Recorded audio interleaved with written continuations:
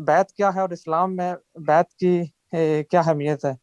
یہ جو لوگ بیعت کسی جو کی لیتے ہیں، بیعت کرتے ہیں، جی یہ کوئی حیثیت نہیں ہے، یہ کوئی دین کا مسئلہ ہی نہیں ہے۔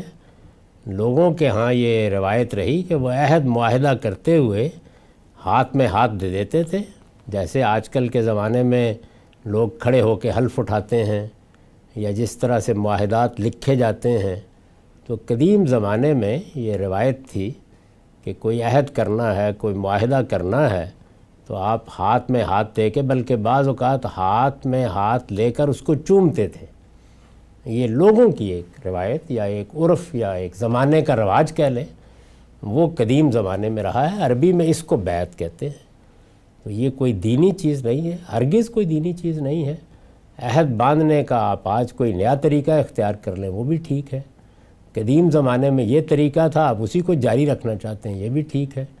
باقی جو بیعت ہمارے ہاں صوفیہ لیتے ہیں یا مذہبی لوگ لیتے ہیں، یہ بالکل بدعت ہے، اس کی کوئی گنجائش نہیں۔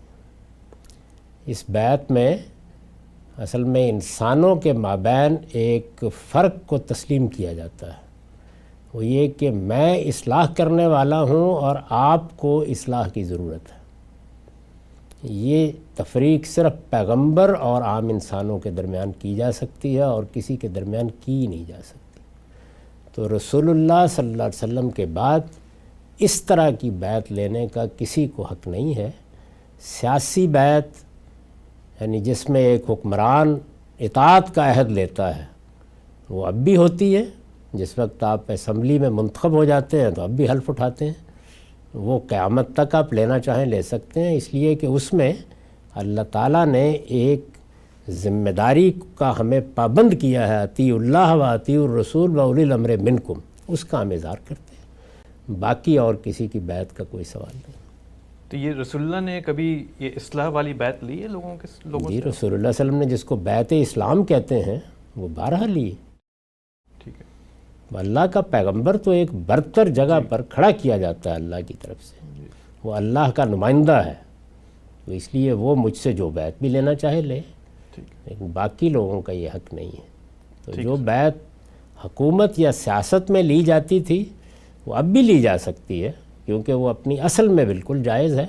اب لوگ اس کے عادی نہیں رہے، اور موجودہ زمانے میں لوگوں نے ایک بالکل ہی عجیب و غریب قسم کی رائے قائم کر لی جب انہوں نے دیکھا کہ حضرت ابوبکر کی بیعت لی گئی یا حضرت عمر کی بیعت لی گئی یا فلاں کی بیعت لی گئی، تو انہوں نے کہا یہ ووٹ ہے۔ بیعت ہرگز ووٹ نہیں ہوتا۔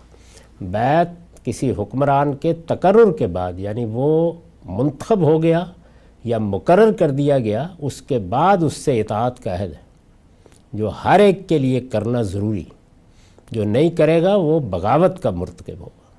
ٹھیک ہے سر، اور بغاوت جائز بھی ہو سکتی ہے، ناجائز بھی، لیکن ہوگا بغاوت کا مرتکب۔